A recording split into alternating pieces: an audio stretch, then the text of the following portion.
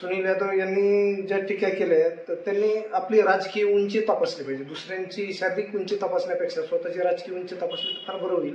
कारण त्यांच्या शरीराची वाढ झाली, मेंदूची वाढ झालेली नाही. काल एक मच्छर रणजित कारंडे बेवड्या बोलू लागला आहे. तुला सूर्यकांत मोरेने 90 पाजल्यामुळे तू बोलू लागला आहे. त्याच्यामुळे तू कुठल्या धाब्या असतो, कुठल्या कला केंद्रावर असतो हे सर्व मला माहीत आहे.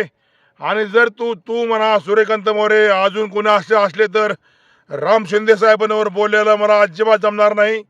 मी तुझ्यासारखे छक्क्यावानी घराचीकडे लावून घरात व्हिडिओ काढत नाही. हे असले छक्के मी तुझ्यासारखे कितीतरी असले मच्छर मी पायाखाली तोडत आहे.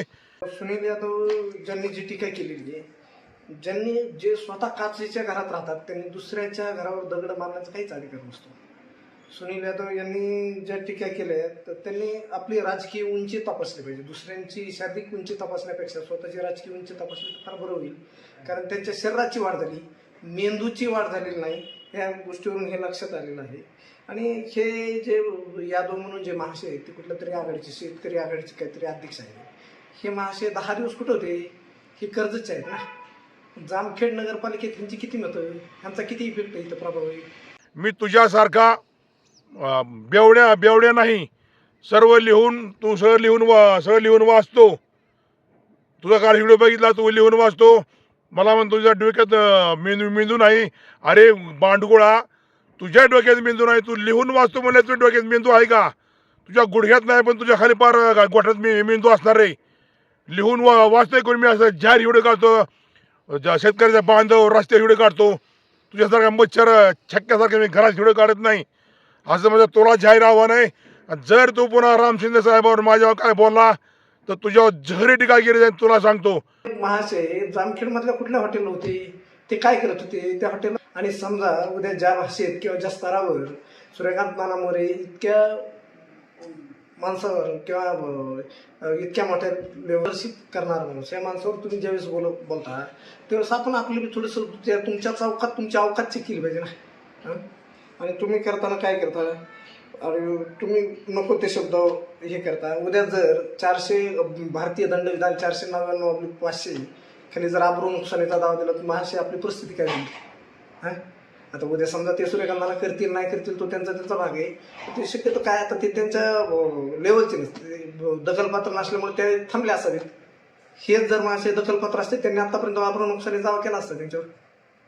म्हणजे ते उद्या नाना काय करतील किंवा काय ते राष्ट्रवादी काँग्रेस पार्टी शरदचंद्र पवार पक्ष काय करेल हा बाजूचा भाग आहे.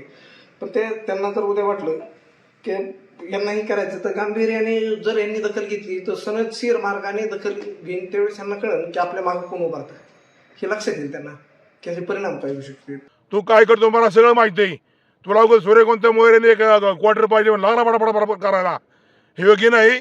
आणि तू जे आहे ना, तू संपलेला पक्षाचा अध्यक्ष आहे. रणजित कारंडे संपलेला अध्यक्षाने माझ्यावर राम शिंदे साहेबांवर बोलू नये. राम शिंदे साहेब आमचे दैवत आहेत, नेते आहेत. दैवत म्हणायचं एकच कारण, तुझ्या रोहित पवारांनी मी शेतकऱ्यांची कामं करत असताना, भारतीय जनता पार्टीचे काम करत असताना तुझ्या रोहित पवारांनी माझ्या मुलाची नोकरी घालवली होती. तेच नोकरी परत राम शिंदे साहेबांनी पगार वाढवून हुद्दा वाढवून परत नोकरी लावली. मग आम्ही दैवत नाही म्हणलं पाहिजे, काय म्हणलं पाहिजे? ह्या असले तुझ्यासारखे बांडगुळ मी रोज पायाखाली चंगरीत आहे, असं मी तुला जाहीर सांगतो. सूर्यकांत मोरे व रणजित कारंडे या बेवड्यांनी माझ्यावर राम शिंदे साहेबांच्या नादी लागू नये, असं मी तुम्हाला जाहीर सांगतो. परत ह्या रणजित कारंडे सांगतो, तुझ्यासारखे आम्ही बांडगुळ छक्के नाहीत, घरात कडी लावून हिडू काढतो. मूर्खा, परत जर काय बोललात तर तुमचं सगळं भांडे बाहेर काढेन, असं तुम्हाला मी जाहीर सांगतो. जामखेडमध्ये आता या नगरपालिकेच्या निवडणुकीमध्ये 15 दिवस होतो, तुमची सगळी मी हिस्ट्री बाहेर काढली आहे.